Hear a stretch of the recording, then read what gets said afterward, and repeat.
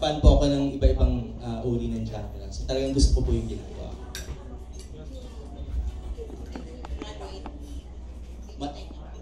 Malayo po yung acting course sa trabaho ko ngayon kasi graduate po ako ng nutrition. So malayo po siya. Pero yung family ko po talagang may hilig sa music kasi yung lola ko po choir conductor po siya sa church namin. And then yung tito and tita ko music teacher po siya. Nag-graduate po sila sa Conservatory of Music.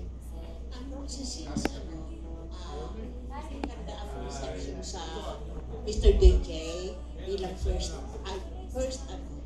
record ni Katrina. Do you intend to adapt more songs this year? Para siyang isang awitin niya. Kasi may maganda pa siyang kanta. Si Sharon po? High school. Okay po. Actually po marami po talagang kanta si Miss Shaq Pineta and isang malaking karangalan po na i-revive po yung song niya. So siguro po eventually po kapag magsi-second album ulit kami ni Catherine, pwede po. And this time around po siguro po hingi na po namin yung opinion din ni Miss Sharon Pineta about it. Because maybe to it. Ayun, kay Catherine. Catherine, kung sa mga basi sa'yo, basahin mo rin. You might learn. Hindi mo alam.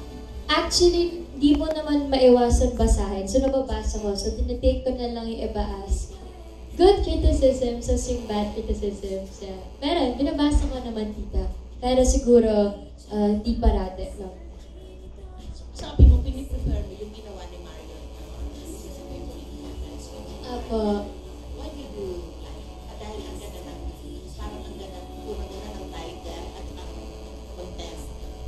Kasi yung meaning ng song, maganda, medyo malalim. Tapos, yung song parang very new pakinggan po. Hindi yung typical naririnig natin. Tapos, ang sarap lang niya pakinggan. Lalo na nung dinademo pa lang narinig ko, sabi ko, bagong-bago yung song. Parang di ko pa yun narinig before, walang katono. So, nung nire-record ko, alam niyo yun, parang yun din yung isa sa mabilis namin na-record siguro po. Kasi sa ibang songs, kasi ang ano lang niya, very flowy lang. Gusto ko yung ganun lang kasi, yeah, easy listening. Sa foreign artist, malaki pa. Madami. Gusto ko of course, Taylor Swift, yung mga typical gusto ng teenager, Ariana Grande, yan, yung mga Michael Bublé, yan po, mga idols ko yan. What if you are offered to do a concert? Napaisip ako. Ayoko naman i-close agad yung idea na hindi ko yun gagawin. Siguro lang, kung bigyan ng chance at bigyan ako ng enough time para ma-train, siguro pwede. Basta po, gusto ko, ready rin ako sa sarili ko. Gusto ko, pag nag-perform ako sa kanila, yung worth it nilang panoorin at saka, hindi yung pwede na. Gusto ko yung, alam mo yun, yung worth it panoorin. So, kailangan ko ng time para magawa po yun.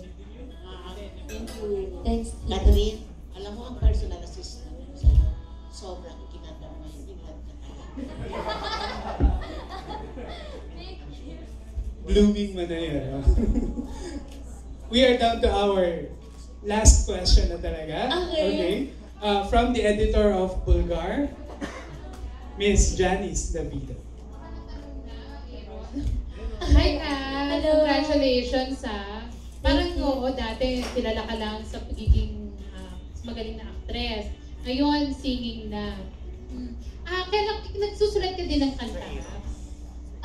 Hindi pa. Nagawin ko nga. Minsan, pero hindi po. Kasi, hindi ko pa natatry. Hindi pa na-try? Hindi pa. Pero pag in love ka, syempre yung emotions mo mataas, di ba? Yung ba naisipan niya na magsulat ng kanta para kay Daniel?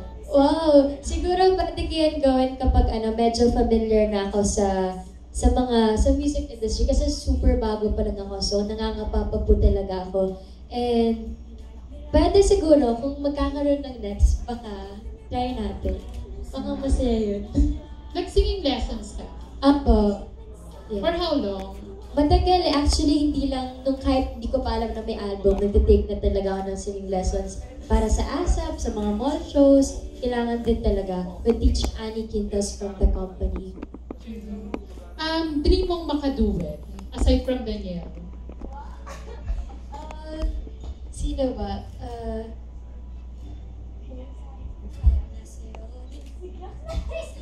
Lahat na yung rap. Inalala ko kasi Kuya Rock, sabi ko, bakit natin pagsamahin si Abra and Glock 9, tas ako, tas tinatawanan nila ako. Sabi ko, parang masaya yun, pero siguro kung may chance, siguro yung si Sir Gary, alam mo yun, yung mga senior talaga na super bait. Siguro Mr. Gary Valenciano, or yung someone na matututo talaga ako. Si Ate Angeline, Juris, ganyan. So gusto mong karirin yung pagkanta? Yes. Andito na ako. Ito i-push na natin, di ba? Nakakarir ko naman talaga. How about having a concert in Araneta Coliseum or MOA? Yeah, tinanong ni Miss Ethel po yun. So, like what I said kanina, basta bigyan ako ng enough time to train and na masasain pa yung sarili ko, hindi ko i-close yung door ko for that. Yeah. Last concert, sana hindi ka ma-offend. Pero sa tingin mo, mas maganda talaga boses mo kay Ann Curtis. Ayoko naman. Ang hirap. Actually, si Ate Ann naman, nakakita na ako sa voice niya. Kasi iba-iba naman talaga yung boses ng tao. And feeling ko naman, basta gusto mo yung ginagawa mo, maganda yung kakalabas na nun. And feeling ko kahit sinong tao, may boses naman talaga. Kailangan mo lang talaga siyang i-train. Tapos ako, before niya ako kumanta, kailangan mo lang sigurong ilabas, sumabas ka sa comfort zone mo.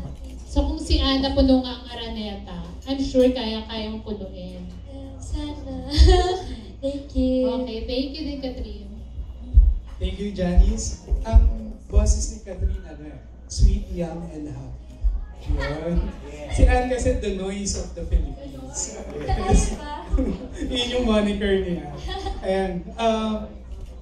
By January po, magkakaroon ng National Fans Day para kay Catherine. And then, sunod-sunod din ang kanyang mga album tours. Sa November 30, nasa SM Marilao, Bulacan siya. And on December 7, Sunday, sa SM Clark in Pampanga. Ayan, available na po sa December 5 ang self-titled album ni Catherine. We would like to thank Star Magic, si Tita Lulu Romero, and si Weng. And of course, Star Records headed by Jason. And nandito rin po si Sir Jonathan Manalo, the multi-awarded. Yeah. Sir, any message po? Congratulations, Catherine. Excited kami talaga sa album. Alam ko na this album will be filled ng mga hits mo in the future. So, ayan. Thanks, Kuya Jonathan. We wish you good luck. Thank you. Sir Rox? Yun lang, salamat sa lahat ng pumunta, salamat sa mga sumuporta.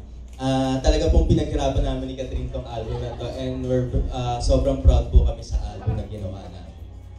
And of course, the ultimate teen queen, Catherine Bernardo. Ayan, once again, maraming salamat po sa pagpunta niyo dito, and sana supportahan niyo po yung pinaghirapan namin ng Star Records and ako na album, yung self-titled album ko po. Labas na po siya sa November 30 sa iTunes, sa My Music Store at sa iba pa, and yung album naman is on December 5. So, yeah, sana supportahan niyo po and sana magustuhan niyo. Congratulations, Kath. The press release and photos can also be downloaded from the ABS-CBN social media newsroom at www.abscbnpr.com. Maraming salamat mga kapamilya.